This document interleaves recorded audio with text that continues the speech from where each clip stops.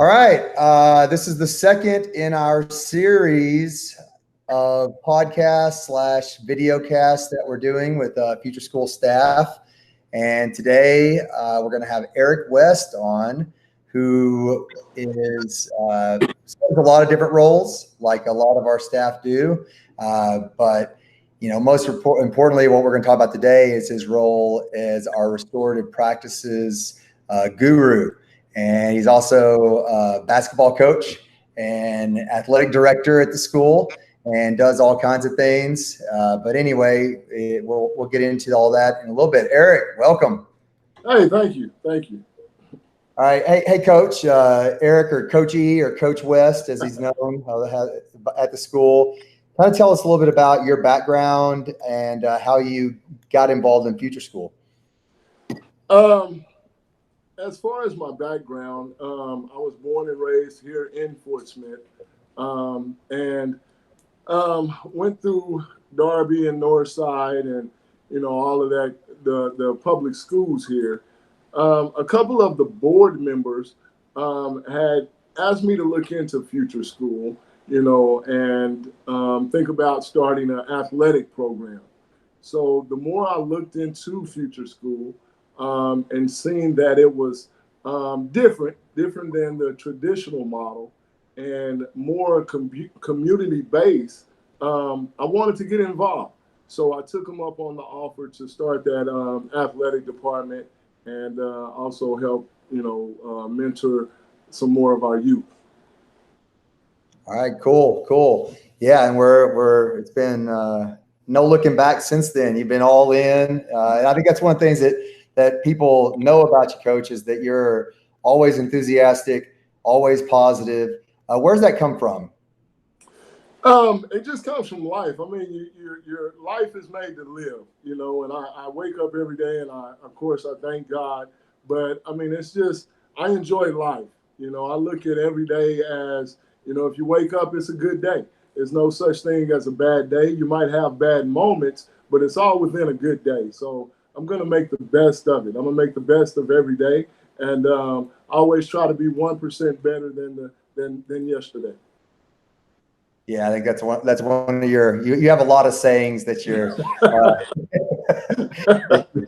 of wisdom, pearls of wisdom that you try to impart on both the kids and on the staff, for sure. And that's one of your sort of positive contributions, I think, that you always have. What you mentioned being from Fort Smith and sort of and it's being a community-based school. How do you think? How does Future School sort of interact with the community? How you mentioned it being different. Can you go on a little bit more about that and sort of what, as a Fort Smith native local, what it sort of means to you? Well, it's as far as the school itself, being different from the traditional model, because to be honest, just talking about myself, a lot of times, and I'll give you an example. Let's say science. I'm not a huge science fan. Or I wasn't a huge science fan. And I believe, I think about that, and I believe it was because, I didn't have a relationship with none of the teachers. And I also didn't speak that kind of language. And I think because I didn't speak that science language or wasn't that type of student, I don't think I was, really paid attention to, I guess, because we didn't have that community-based classroom or that relationship base with the staff. So just being different in that sense, I think it helps a lot, just building those relationships with the students. Yeah, you talk about that about relationships and how, I mean, that's sort of one of the I think whenever we as a staff look at ourselves, I think that's one of the things we feel like we do really well. I think our whole community feels that way. That the kids and the parents and the staff, and we say, that's one of the keys to what we do. Why is it that those relationships are so important, do you think? Because you're dealing with, every kid is different, and they're coming from different backgrounds, different cultures. And if you don't build those relationships and get to know those backgrounds or those cultures, those kids, they're not going to learn for someone they don't like or feel like they don't know them or don't understand them, and it's hard to try to teach someone from a different background that you don't understand. The same way with the whole discipline model of the restorative. Every kid is taught different. Some kids might be told, hey, if someone hits you, you hit them back. Other kids are told, hey, if someone hits you, you go tell the teacher. It's just different upbringings. And so those relationships help get to know those kids better and understand where they're coming from when you're having to talk to them or have those conversations with them. Yeah, so you started touching on some of those things around restorative. How did you get introduced to restorative practices, and sort of what's your background with restorative practices, and sort of where you're going with it? The restorative, I actually got introduced to it, here at the school. I started looking more into it because it was the discipline model of the school. It's the discipline model of the school. And it was just something that I really got excited about because I believe in the whole restoring. I don't believe in the rejection or ejection, which is kicking a kid out of school. You're basically rejecting them from the community or ejecting them from the school community. And I just don't believe in that. I believe that we're able to teach in those moments because once again, every kid is coming from different backgrounds, and different environments, and they're being told different things. So when a kid acts out, that first behavior, that's actually a teachable moment. It just depends on how we teach it and the tone of voice that we use, but it is a teachable moment, and we're able to help those kids, move on and be successful if we can teach them right then about those behaviors. Yes. And if we eject them from the community or kick them out the community, that's not helping them at all. They're never learning anything from that. For sure. And then it becomes someone else's problem, right? I mean, correct.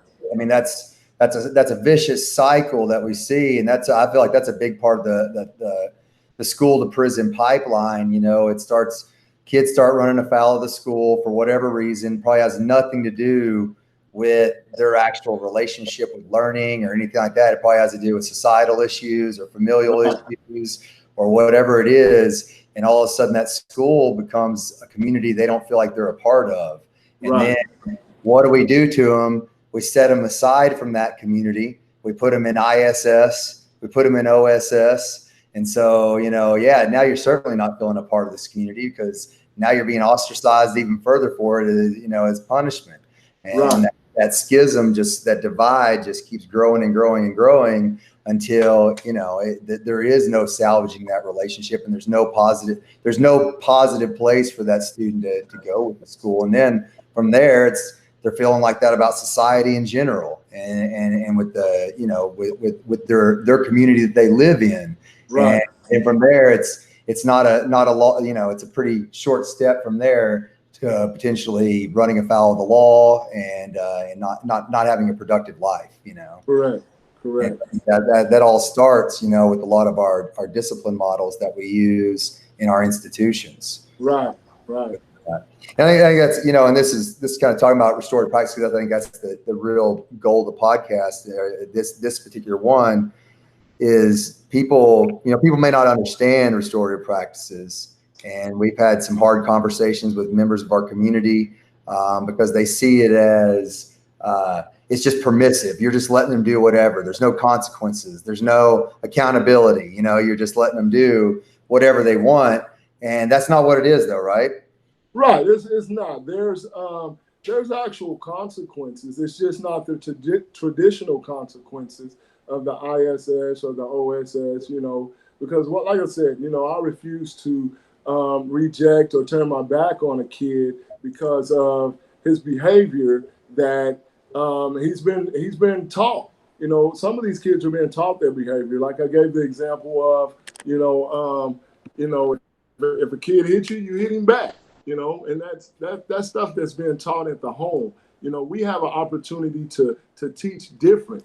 Because, as we talk about the community, and it's frustrating sometimes, but our community, in my opinion, don't have a lot of resources for when, a young man gets out of, if he does go to jail, he get out of jail or the penitentiary, there's not a lot of rehabilitation resources, available, within the community. And so those kids are going right back. It's just a cycle. They're going right back to doing the same thing because of the limited resources, rehabilitation resources. So it's a great opportunity for us to teach at that moment, to teach and grab a hold of that young man or that young lady and be able to teach those different behaviors, and like I said, if we teach it right the first time or use the right tone, chances are less likely that that second behavior happens, which is really most of the time the more severe behavior that causes them to, a teacher to want to say, hey, go see the principal or go see coach, So we try to avoid that getting to that second behavior. Yeah. Yeah. I mean, that's a good point you were talking about, about what tends to happen, and is that whenever someone gets in trouble or runs afoul of the community, that's the time whenever the community needs to be wrapping around them with as many supports as they can. And they don't have to all be just gentle, Right.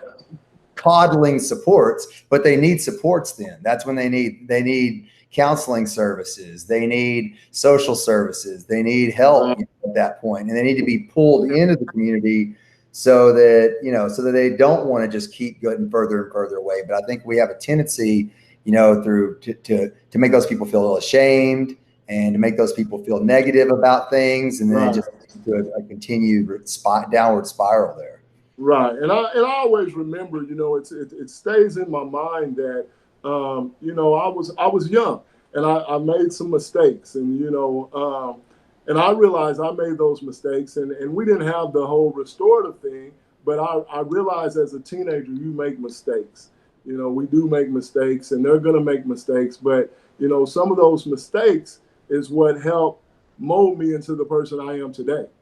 So I allow those mistakes to happen. And like I say, it's a teachable moment for me. And I don't always go back and say, well, I used to do this, I used to do that. What I try to do is learn from those kids and learn what they're going through, learn their language, learn their music. I try to just, try to build those relationships any way I know how, so I'm able to help them. Yeah, for sure. Let's get into like some examples for people of what, how we might deal with the situation. So let's say we have a kid who who's gets in a fight or verbally accosts somebody or says some things they shouldn't to them, and blows up, gets off the handle, gets real angry, and does something. So how does the restorative community deal with that situation? What are sort of our action steps at that point? With that student, I will I'll pull that student in the office, and we'll talk about the incident and what happened and the infraction.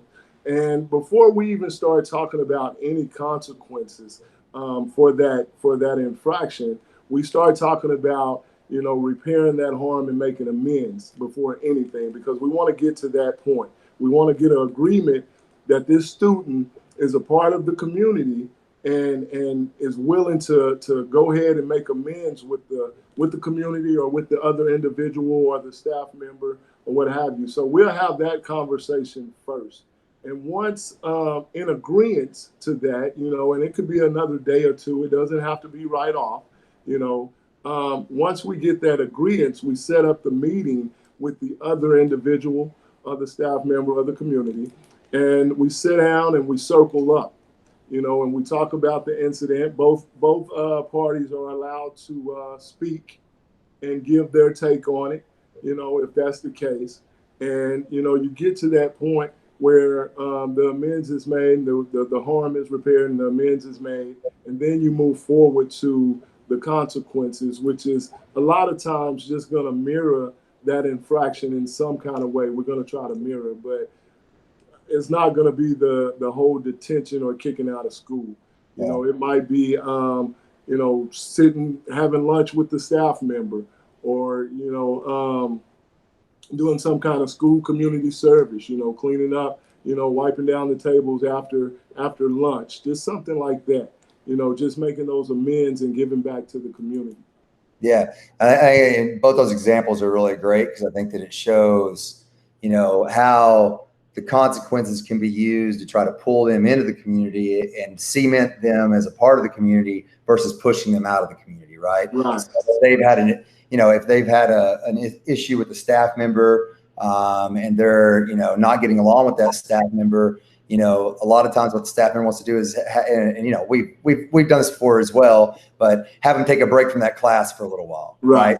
Okay, well, why don't you guys just cool off? Maybe don't go to that class for a couple of days, or the staff member, hey, I don't want them in here, put them in detention while they're in my class, and that's kind of from a restorative perspective, that's the opposite. So instead, what you want to do is, hey, pull that kid in, have lunch with them, sit down and talk to them. During that time, maybe they come in and clean your room with you during lunch, and so maybe there is something that they're actually doing to help out your classroom, or maybe they're helping clean some of the community, whatever it is. But the idea is we're showing them how they can contribute positively to the community there, how they can be a part of that instead of just being pushed out, ostracized, and a consequence that doesn't even relate at all to whatever the infraction was, whatever that break with the community was. Right.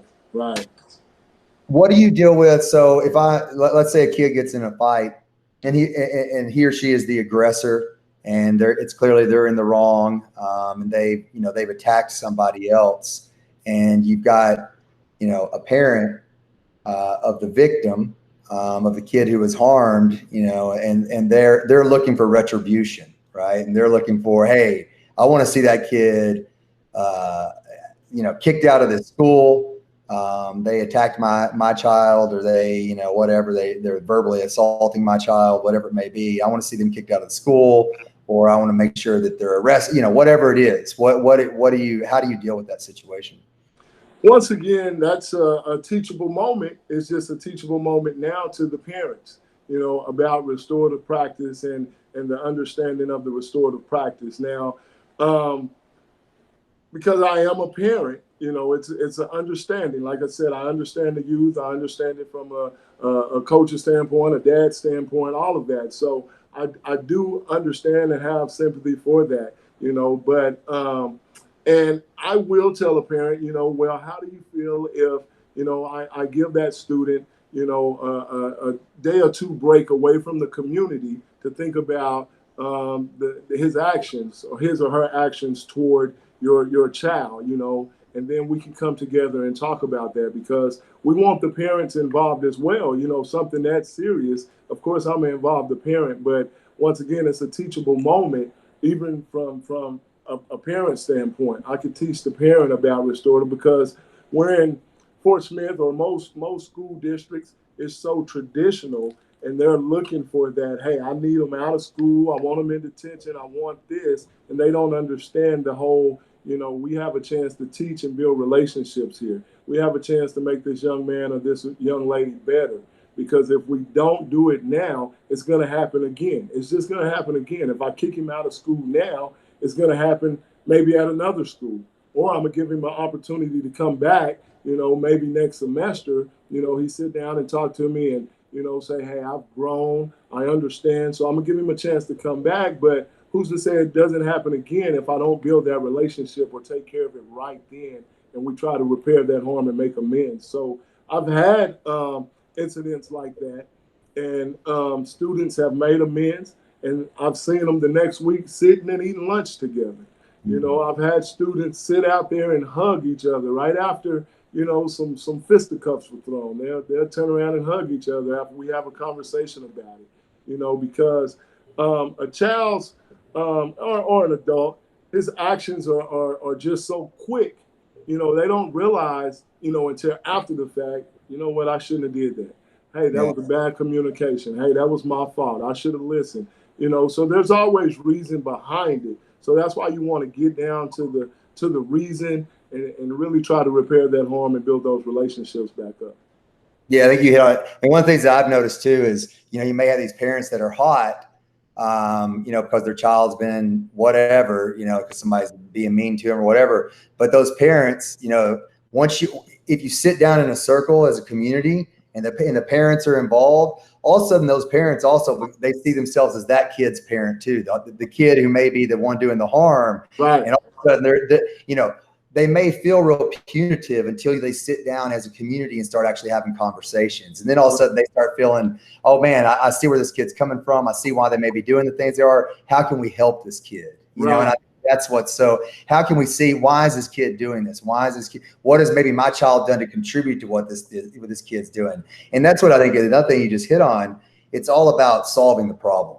It's about what's going on here. Why is this happening?